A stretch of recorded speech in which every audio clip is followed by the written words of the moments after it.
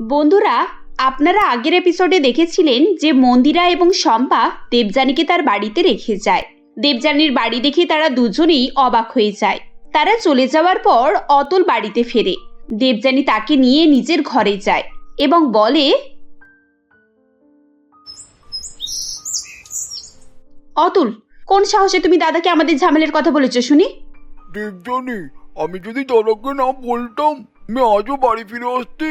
আসলে তুমি আমাকে বাধ্য করেছো দাদাকে সমস্ত কিছু বলার জন্য। এতদিনে একবারে তো আমাকে ফোনও করোনি। আমি কি এমনি এমনি তোমাকে ফোন করিনি?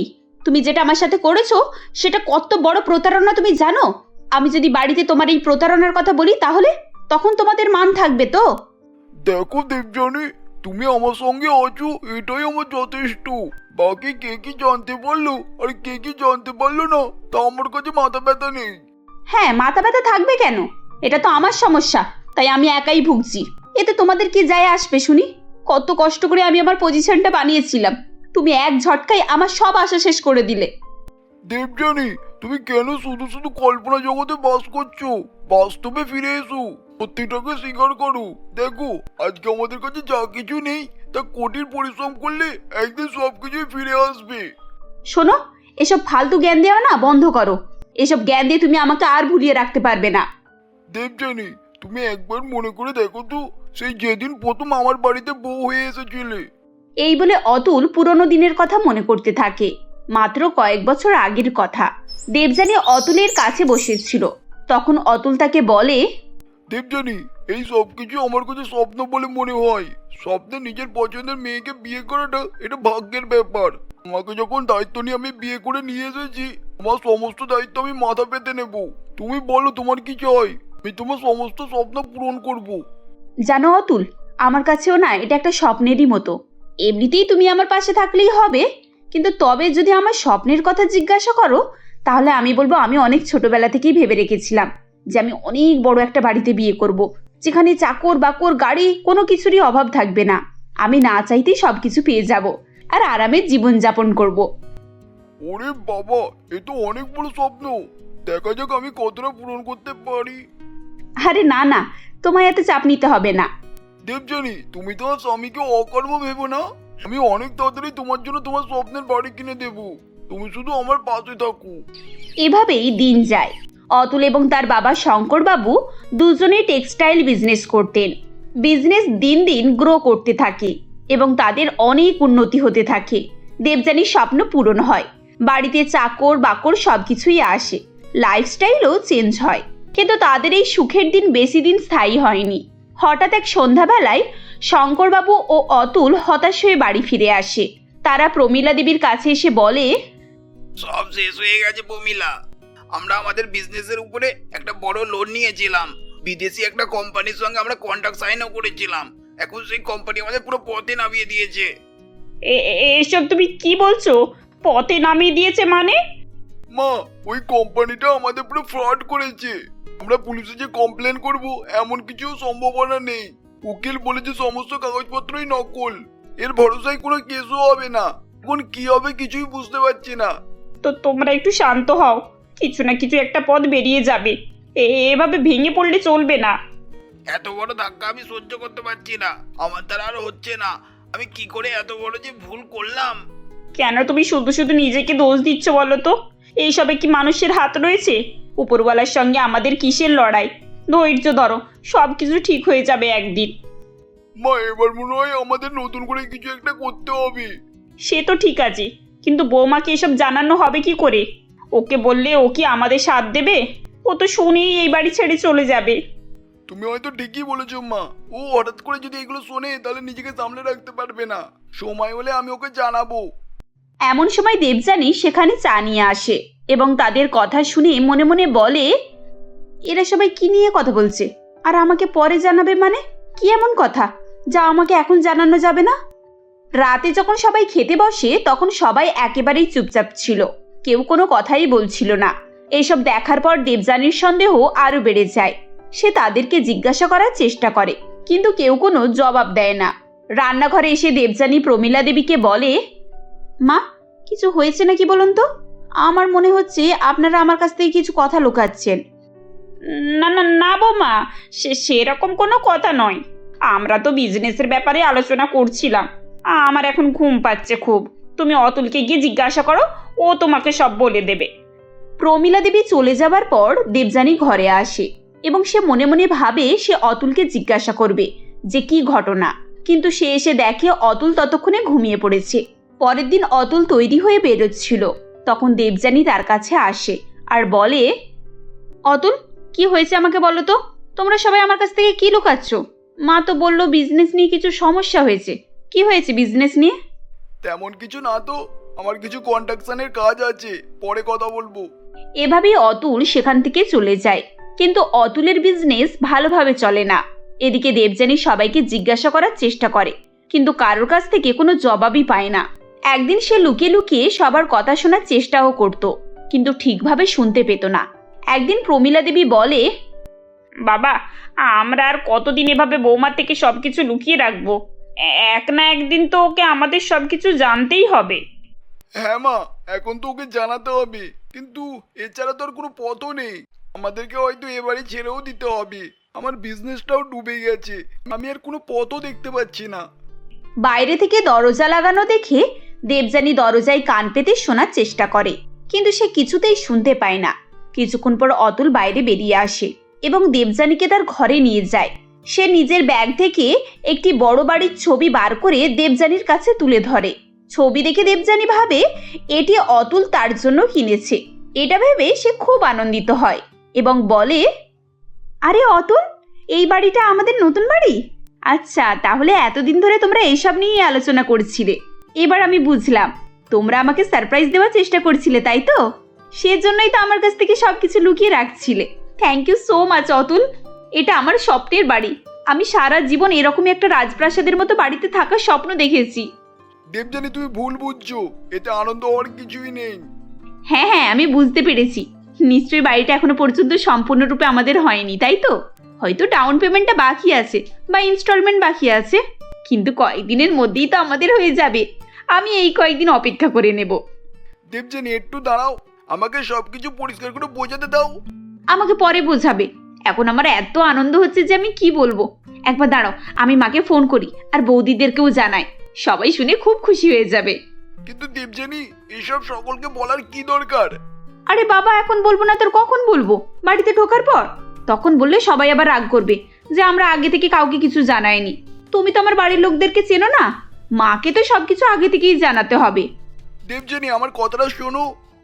দেবযানী অতুলের কোনো কথাই শোনে না এবং ঘর থেকে বেরিয়ে যায়। ও যেতে যেতে বলে, মাকে বললে মা খুব খুশি হবে। আর অতুল, তুমি টেনশন করো না, আমি বেশি কাউকে বলবো না। তোমার সারপ্রাইজ আমি খারাপ করবো না, চিন্তা করো না।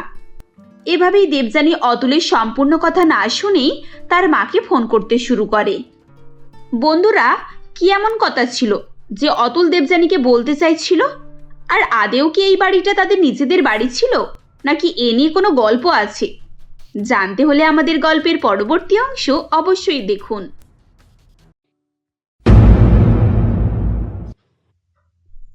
অচিনপুর নামক গ্রামে শিউলি তার মা পারমিতা দেবী এবং বাবা রঞ্জনের সঙ্গে বাস করত। শিউলির বয়স মাত্র 12 বছর এবং সে খুবই শান্তশিষ্ট প্রকৃতির মেয়ে ছিল। কিন্তু শিউলির ছোটবেলায় একটা বদ অভ্যাস ছিল, আর সেটা হলো সে ছোটবেলায় প্রচুর পরিমাণে বিছানাতে টয়লেট এবং পটি করত, যার জন্য তার মা তাকে সবসময় হাগিস ডাইপার পরিয়ে রাখত। আর এতে করে এখন তারও ডাইপার পরার অভ্যাস হয়ে গিয়েছিল। এমনই একদিন শিউলির মা পারমিতা দেবী রঞ্জনবাবুকে বলে, কি গো শুনছো, আজ বাজার থেকে আসার সময় হাগিসটা নিয়ে আসবে কেমন? হাগিসটা না শেষ হয়ে গেছে। এই শোনো, আমি হাগিস টাগিস আনতে পারবো না। তোমার রোজের সেই একই কথা, এখন তুমি আমায় এসব কেন বলো? আমি তো সেটাই খুঁজে পাই না। আনতে পারবে না মানে? আমি কি আমার জন্য আনতে বলছি নাকি? তুমি তো জানো আমাদের মেয়ে কেমন, ওকে না হাগিস পরালে ও বিছানাতে পটি টয়লেট করে দেবে। হ্যাঁ, কিন্তু কেন? আমাদের মেয়ের তো বয়স 12 বছর পার হয়ে গিয়েছে। ও এখন বাচ্চা নেই, বুঝেছো, যে ওকে রোজ হাগিস পরিয়ে ঘুম পাড়াতে হবে। আর আমি দেখেছি যে তোমার জন্যই ওর এটা অভ্যাস হয়ে গিয়েছে, বুঝেছো? পারমিতা দেবী এবং রণজিৎ বাবু যখন কথাবার্তা বলছিল ঠিক তখনই শিউলি ঘুম থেকে উঠে বাইরে আসে এবং বলে, মা, তুমি আমায় কাল রাতে হাগিসটা পরালে না তো? দেখো বিছানায় হিসু হয়ে গিয়েছে, এখন আমি কিছু জানি না। দেখেছো তো তোমার মেয়ের কাণ্ড কারখানা? ওই জন্য বলি হাগিসটা নিয়ে আসো। এখন হাগিস ওকে না পরালে ও হয় টয়লেট করবে আর না তো পটি করবে। বলি রোজ রোজ কে সব সহ্য করবে? হ্যাঁ, এই তোমার জন্যই আমার মেয়ের এই অবস্থা। এখন যদি কেউ শোনে না যে 12 বছরের মেয়ে বিছানায় পটি করে, তাহলে সকলেই হাসবে। আর দুদিন পর তো যেখানে ওর বিয়েও করাতে হবে, তাই না? তা তখন তুমি কি করবে শুনি? হ্যাঁ, ওকে নিয়ে ভাবছি একবার ডাক্তারের কাছে যাব। তোমার কথাটাও ঠিক। এরকম চলতে থাকলে তো শ্বশুর বাড়ি গিয়ে মান সম্মান সব ধুলোয় মিশিয়ে দেবে। শোনো, ওসব বিছানায় পটি করা টয়লেট করা কোনো রোগ নয়, ওটা এখন একটা স্বভাবে পরিণত হয়েছে। আর আমার মতে বলে ডাক্তারের ওষুধ গুলেও যদি আমরা খাওয়াই তাহলেও ঠিক হবে না। ও মা, ও বাবা, তোমরা কি সব নিয়ে পড়েছো বলো তো? এখন বিছানায় টয়লেট পটি করার মজাটাই আলাদা। তোমরা করে দেখো, তোমাদেরও হেভি লাগবে। এখন তোমাদের মা ও মেয়েকে আমি কিছুতেই বোঝাতে পারবো না। আমি এখন বাজারে চললাম, তোমাদের সঙ্গে বকতে গিয়ে এমনিতেই আমার অনেক দেরি হয়ে গিয়েছে। এই বলে রণজিৎ বাবু রাগ দেখিয়ে বাজারের উদ্দেশ্যে চলে যায়। এভাবেই শিউলির বিছানায় টয়লেট করার অভ্যাস দিন দিন আরও বাড়তে থাকে। এভাবেই দেখতে দেখতে শিউলি বড় হয়ে যায়, কিন্তু শিউলির বিছানায় টয়লেট করার অভ্যাস বদলায় না। এমনই একদিন শিউলি হাগিস না পরেই ঘুমিয়ে পড়েছিল। তখন, আজকে আমি মন ভরে শপিং করব। মায়ের কাছ থেকে বেশ ভালো টাকাই নিয়ে এসেছি। সামনে আমার বিয়ে আছে, আমাকে অনেক শপিং করতে হবে। কিন্তু এ কি, পেটে কেমন যেন যন্ত্রণা হচ্ছে আর পেটের ভিতরটা কেমন গোল হচ্ছে। এই রে, আমার মনে হয় পটি পেয়ে গেছে, আমায় এক্ষুনি বাড়ি যেতে হবে। এই বলে শিউলি তখন ছুটে ছুটে বাড়ি ফিরে আসে এবং তাদের বাথরুমে ঢুকে পড়ে। এরপর সে পটি করতে করতে বলে, পটি করে যা আরাম হলো না, আর একটু দেরি হলে হয়তো আমার জামা কাপড়তে পুরো ভরে যেত। শিউলি এসবই ভাবছিল। আসলে শিউলি এগুলো ঘুমিয়ে ঘুমিয়ে স্বপ্ন দেখছিল। শিউলির সেদিন হাগিস পরে না ঘুমানোর ফলে বিছানার মধ্যেই পটি করে ফেলে, যেটার গন্ধে গোটা ঘর থেকে দুর্গন্ধ বের হচ্ছিল। এমনই সময় পারমিতা দেবী শিউলিকে ডাকতে ঘরের মধ্যে এসেছিল এবং সে ঘরের মধ্যে পটির দুর্গন্ধ পেয়ে বলে, ছি ছি ছি ছি ছি, কি দুর্গন্ধ বেরোচ্ছে। এই শিউলি, তুই কি বিছানায় পটি করে ফেলেছিস? এই শিউলি! ওহ মা, আমাকে ঘুমাতে দাও না। আর কে বাথরুমে গিয়ে জল ঢালেননি নাকি? এখানে পর্যন্ত আমি পটির গন্ধ পাচ্ছি। এই, বাথরুম থেকে গন্ধ আসছে না তোর বিছানা থেকে গন্ধ আসছে? উঠে দেখ, তুই নিজেই পটি করে ফেলেছিস। পারমিতা দেবীর কথা শুনে শিউলি হঠাৎ করে বিছানায় উঠে বসে পড়ে।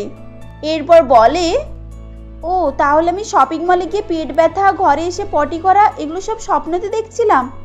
মা, আমি কি করব বলো? কাল রাতে হাগিসটা পড়তে ভুলে গিয়েছিলাম। তোকে নিয়ে আমি আর ভেবে পাই না। কদিন পরে তোর বিয়ে হয়ে যাবে, তুই শ্বশুর বাড়ি গিয়ে কি করবি? ছি ছি ছি ছি, আমার তো লজ্জায় মাথা হেঁট হয়ে যাচ্ছে। যা ওঠ, গিয়ে তাড়াতাড়ি ফ্রেশ হয়ে বিছানা টিছানা পরিষ্কার কর। এরপর পারমিতা দেবী সেখান থেকে চলে যায়। এভাবেই দেখতে দেখতে শিউলির বিকাশ নামের একটি ছেলের সঙ্গে বিয়ে ঠিক হয়ে যায়। বিকাশ তার মা হৈমন্তী দেবীর সঙ্গে শ্যামচক নামক শহরে থাকতো। এরপর দেখতে দেখতে শিউলির বিয়ের দিন এসে উপস্থিত হয়। পারমিতা দেবী শিউলিকে বলে, দেখ মা শিউলি, আজ তোর বিয়ে, আজ যেন তুই হাগিস পরে বিয়ে করতে যাস না। এরপর তুই শ্বশুর বাড়ি গিয়ে হাগিস না পরেই থাকার অভ্যাস করবি, বুঝলি মা? মা, তুমি চিন্তা করো না, সে আমি সব কিছু ঠিক সামলে নেব। শিউলি এভাবে পারমিতা দেবীকে বললে পারমিতা দেবী একটু স্বস্তির নিঃশ্বাস ফেলে। এরপর সকলেই যে যার কাজে ব্যস্ত হয়ে যায়। কিন্তু এদিকে শিউলি হাগিস পরেই বিয়ের মণ্ডপে যায় এবং সে তার শ্বশুরবাড়িতে এক বক্স ভর্তি করে হাগিস নিয়ে যায় এবং প্রতিনিয়ত রাতে সে হাগিস পরে ঘুমাতে থাকে এবং সকাল হলে তাদের ঘরের ব্যালকনি থেকে পাশের একটি নদীতে ছুঁড়ে ফেলে দিত। এভাবেই দিন অতিবাহিত হতে থাকে, আর কেউ পারমিতার এই অভ্যাসের কথা জানতে পারে না। এমনই একদিন আলমারিতে হাগিস সাজানো আছে দেখে বিকাশ বলে, এই যে শিউলি, আমাদের আলমারিতে এত হাগিস কেন? মানে ডাইপার গো, যেটা বাচ্চারা পেচ্ছাপ পায়খানা করার জন্য পরে। তা তুমি কার জন্য এত হাগিস কিনে রেখেছো? আরে বিকাশ, পরে এগুলো সব কাজে লাগবে, তাই আমি আগে থেকে কিনে রেখেছি। তুমিও না সত্যি সত্যি একটা পাগল। এখন এই সবেমাত্র আমাদের বিয়ে হয়েছে, আর তুমি কিনা বাচ্চার জন্য ভেবে রেখে এখন থেকেই হাগিস কিনে রাখছো। বিকাশ এভাবেই হাসতে হাসতে সেখান থেকে চলে যায়। এদিকে শিউলি প্রতিদিনই ব্যালকনি থেকে হাগিস ছুঁড়ে ফেলতো। কখনো কখনো তার হাগিস নদীতে না পড়ে পাশের বাড়ির রত্নাদেবীর বাড়িতে পড়ে যেত। এমনই একদিন রত্নাদেবী তার বৌমাকে বলে, আচ্ছা বৌমা, 2-1 দিন ছাড়া এত হাগিস কোথা থেকে আমাদের বাড়িতে আসে বলো তো? আমাদের বাড়িতে তো কোনো বাচ্চা নেই যে তাদের হাগিস ফেলতে গিয়ে এখানে ওখানে পড়ে যায়। আসলে মা, অনেকেই ওই নদীতে এসে নোংরা ময়লা ফেলে, দেখো হয়তো কাক বা কুকুরে মুখে করে নিয়ে এসে ফেলেছে। সত্যি এসব পশু পাখি জ্বালাই আর পারি না। এসব অন্যের নোংরা ময়লা পরিষ্কার করতে ভালো লাগে বলো তো? এভাবেই তারা বউ শাশুড়ি মিলে হাগিস নিয়ে আলোচনা করছিল। এমনই একদিন রত্নাদেবী বাজারেই যাচ্ছিলেন। ঠিক সেই সময় শিউলি তাদের ব্যালকনি থেকে হাগিস ছুঁড়ে ফেলছিল, আর সেটা নদীতে না পড়ে রত্নাদেবীর মাথায় গিয়ে পড়ে, যেটা দেখে রত্নাদেবী বলে, ও আচ্ছা, তাহলে ওই হৈমন্তীদের বাড়ির কাজ এটা। ওরা ওদের বাচ্চার নোংরা ময়লা হাগিসগুলো ছুঁড়ে ছুঁড়ে ফেলে। দাঁড়া, আজ ওদের মজা বোঝাচ্ছি। এই বলে রত্নাদেবী হৈমন্তী দেবীর বাড়ি যায় এবং গিয়ে বলে, কি গো হৈমন্তী, কোথায় লুকিয়ে আছো? বাইরে বেরিয়ে এসো, আজ আমি তোমার মজা বোঝাচ্ছি। রোজ রোজ তোমাদের এই নোংরামি আজ আমি ছুটিয়ে দেব। কি হলো, এত চিৎকার করছিস কেন রে? চেঁচিয়ে পুরো বাড়ি বাতেই করে নিয়েছিস দেখছি। বলি কি হয়েছেটা কি? তোমরা তোমাদের বাড়ির বাচ্চাদের হাগিস রোজ রোজ আমাদের ঘরে ছুঁড়ে ছুঁড়ে ফেলো, তাই তো? আর আজ সেটা আমার মাথায় ফেলেছো। আজ আমি তোমাদের চালাকি ধরে নিয়েছি। তোমাদের সাথে আমাদের শত্রুতা বলে তোমরা এভাবে বদলা নেবে, তাই তো? আজ আমি থানায় যাব, গিয়ে সব বলবো। এই কি সব বলছিস? আমাদের বাড়িতে বাচ্চা কোথা থেকে এলো? আর কেনই বা আমরা তোদের ঘরে বা তোর মাথায় হাগিস ফেলতে যাব শুনি? আমি ওইসব বুঝি না, আমি এক্ষুনি পুলিশের কাছে যাচ্ছি, তোমাদের নামে কমপ্লেন জানাবো। আরে রত্না শোন, আমরা এইসব কাজ করিনি। হৈমন্তী দেবীর হাজারো বলার পরও রত্নাদেবী কোনোই কথা শোনে না। এরপর সে তার সিদ্ধান্ত অনুযায়ী পুলিশের কাছে গিয়ে রিপোর্ট লেখায়। এরপর পুলিশ হৈমন্তী দেবীর বাড়ি আসে এবং বলে, তাহলে হৈমন্তী দেবী, এরকম নোংরা একটা জঘন্য কাজ করতে আপনাদের বিবেকে বাঁধলো না? আমরা সমস্ত কিছু ইনভেস্টিগেশন করেই এখানে এসেছি। এখন আপনারা বলুন, আপনাদের মধ্যে কে এই জঘন্য কাজটা করে? অফিসার, আপনি বিশ্বাস করুন, আমাদের বাড়িতে আমি, আমার বৌমা, ছেলে ছাড়া কেউই থাকে না। আর ছেলে আমার সারাদিন অফিসে থাকে। থাকার মধ্যে আমি আর আমার বৌমা। আর আমাদের মধ্যে এরকম জঘন্য কাজ কেই বা করতে যাবে বলুন? ও, তাহলে দেখছি আপনারা আপনাদের অপরাধ মেনে নেবেন না, তাই তো? ঠিক আছে, তাহলে সোজা আঙুলে ঘি না উঠলে আঙুল বেঁকাতেও আমরা জানি। তখন যখন আমরা হাতে নাতে ধরবো আর 6 মাসের জেল করব, তখন আপনারা বুঝতে পারবেন, বুঝেছেন? পুলিশ অফিসারটি এভাবে হৈমন্তী দেবীকে কথা বললে শিউলি একটু ভয় পেয়ে যায়। শিউলি সেখানে দাঁড়িয়ে সবকিছুই শুনছিল। এরপর শিউলি কাঁদো কাঁদো হয়ে বলে, আসলে স্যার, এই কাজটা আমি করেছি। আমার শাশুড়ি মাকে দয়া করে কিছুই বলবেন না, আর শাস্তি দিতে হলে আমায় দিন। বৌমা, এ তুমি কি বলছো? যে দোষ তুমি করনি সে দোষ কেন তোমার নিজের ঘাড়ের উপরে চাপিয়ে নিচ্ছ? না মা, আমি সত্যি বলছি। আসলে এটা আমার ছোটবেলার অভ্যাস, বিছানায় পটি টয়লেট করার। তাই আমি রোজ রাতে হাগিস করেই ঘুমাই। অফিসার, আমায় ক্ষমা করে দিন। ঠিক আছে, আর কান্নাকাটি করতে হবে না। আমি আপনাকে 3 মাসের সময় দিয়ে গেলাম। এর মধ্যে আপনি আপনার অভ্যাস চেঞ্জ করে নিতে পারেন, না তো আপনাদের জেলের ঘানি অবশ্যই টানতে হবে, এই আমি বলে গেলাম। অফিসার ঠিক এভাবে বলে সেখান থেকে চলে যায়। এরপর শিউলি খুবই কান্নাকাটি করতে থাকে। তাকে কাঁদতে দেখে হৈমন্তী দেবী বলে, বৌমা, তুমি এভাবে কান্নাকাটি করো না। এটা তো তোমার কোনো রোগ নয়, এটা একটা অভ্যাস। আর অভ্যাসকে মানুষ চাইলেই পরিবর্তন করে ফেলতে পারে। মা, আমার খুবই খারাপ লাগছে। আমার জন্য আজ আপনাকে এত অপমানিত হতে হলো। আমাকে ক্ষমা করে দিন মা। বৌমা, মানুষ মাত্রই ভুল হয়, ভুলটাকে শুধরে নেওয়াটা হলো সব থেকে বড় কথা। আমি চাই তুমি আস্তে আস্তে তোমার অভ্যাস পরিবর্তন করো। দেখবে এতে আর কোনোই সমস্যা থাকবে না, সব কিছু ঠিক হয়ে যাবে। হৈমন্তী দেবী এভাবে বললে শিউলি তখন নিজের ভুল বুঝতে পারে। এরপর শিউলি ধীরে ধীরে নিজেকে পরিবর্তন করার চেষ্টা করে। এখন আর শিউলির বিছানায় পটি করা এবং টয়লেট করার অভ্যাস ছিল না। এখন সে একেবারেই স্বাভাবিক জীবনযাপন করছিল।